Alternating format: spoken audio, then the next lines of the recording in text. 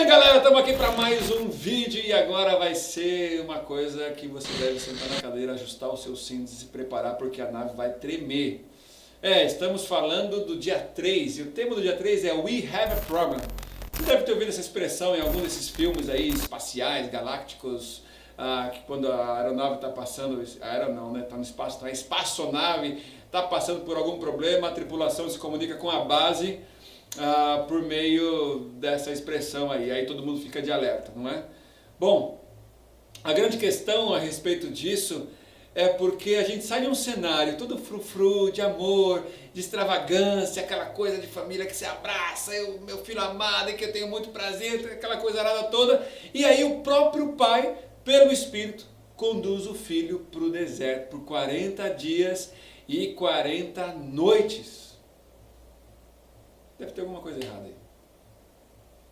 Porque que pai que ama intensamente o filho, como é demonstrado no texto bíblico, o submete a uma experiência de escassez, de extremidade, de sofrimento, de isolamento.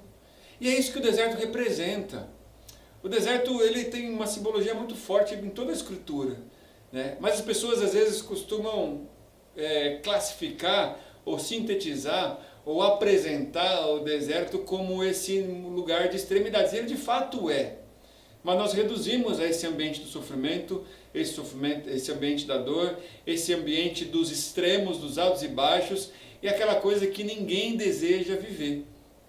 Bom, uma coisa das primeiras que eu gostaria de salientar com você é que o pai envia o filho para o deserto, mas isso não quer dizer que o pai o abandona lá. O texto não fala que Jesus estava sozinho e que Jesus não desfrutou de nenhuma companhia ali. O texto fala que Jesus passou 40 dias e 40 noites no deserto. Também o texto não fala que tinha algum outro ser humano junto com ele. Mas a intimidade, a relação criada de amor entre pai e filho nos levam a perceber, a compreender ou a ter a percepção de que o isolamento não tem nada a ver com a solidão. Mas para uma galera, para uma geração que vive tentando conquistar o amor pela imagem, pela performance, por ser bem sucedido, por se destacar, por causar coisas extravagantes que todos possam ver, o deserto é um lugar que não tem plateia. Um deserto é um lugar, a sua performance não vai conquistar o amor de ninguém. Como eu posso permanecer sendo amado se ninguém está vendo aquilo que eu faço? E o deserto é esse ambiente. Isso gera crise, isso gera dor, isso gera circunstâncias terríveis que são movimentadas tanto pela própria lógica da vida como por decisões ou escolhas erradas que nós fazemos. Mas a tentativa de se livrar do deserto é que é um grande risco que essa geração corre. O deserto ele é inevitável e quanto mais se tenta fugir do deserto, mais cansaço, mais desgaste e mais prejuízos nós vamos ter. Jesus ele passa esses 40 dias e 40 noites pelo deserto. Ele encara o deserto, ele enfrenta o deserto. Na verdade, existe uma possibilidade de transformar o deserto. O Salmo 84, versículos 5 e 6, fala assim: bendito é o homem que confia no Senhor e nele deposita suas forças.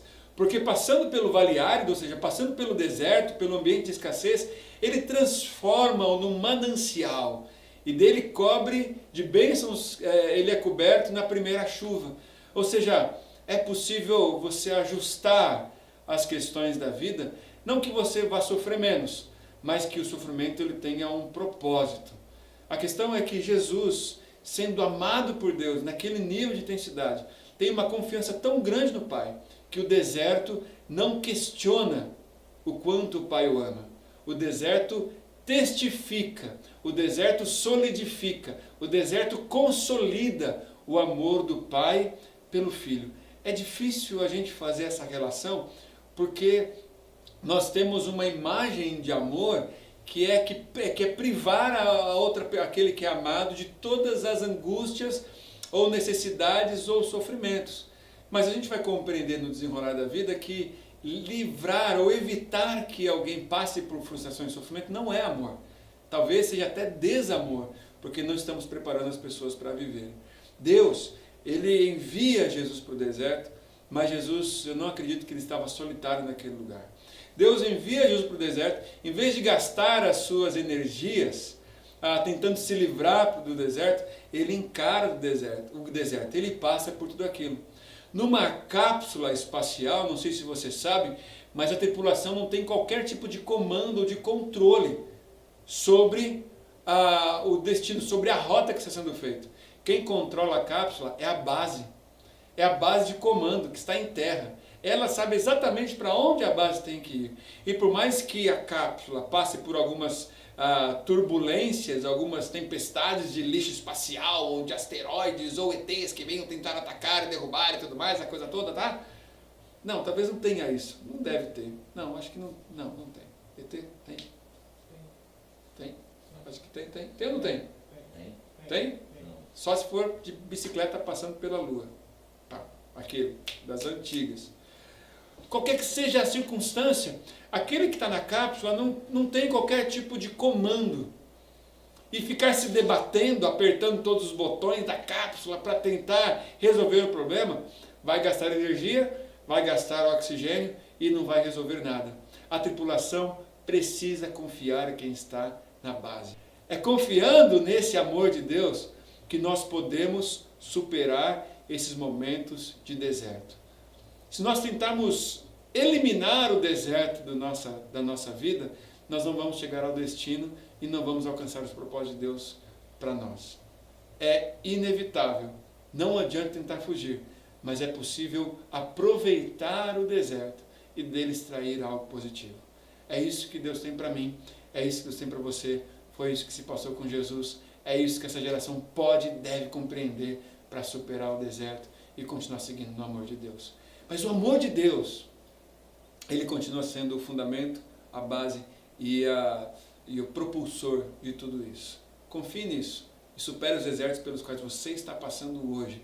Que tal você tirar um tempo de oração, se colocar na presença de Deus e refletir sobre isso?